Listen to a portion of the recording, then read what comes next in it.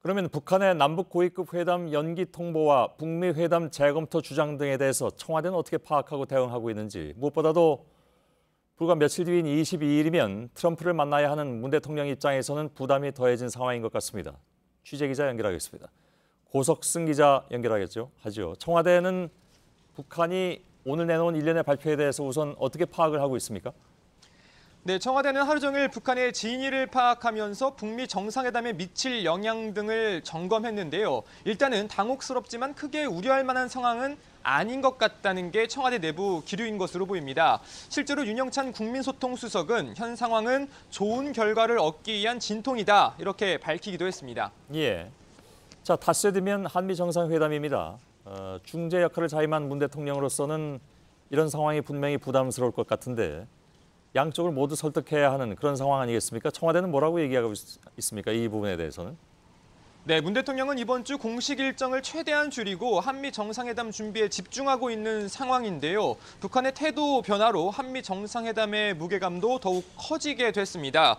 청와대는 일단 정상회담 준비와 관련해서 큰 틀에서 방향이 달라진 것은 없다고 밝혔습니다. 북미 간 중재 역할에 맞춰서 회담을 준비해 왔기 때문에 상황이 바뀐 건 없다는 겁니다.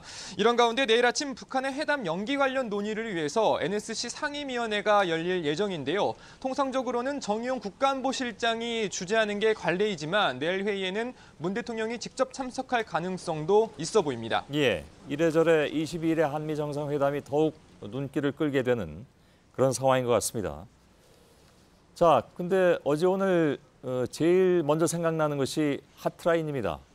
이럴 때 쓰라고 만든 것이 핫라인이 아닐까 하는 생각이 드는데, 혹시 이 문제와 관련해서 이 핫라인의 첫 통화가 이루어질 가능성도 있을까요?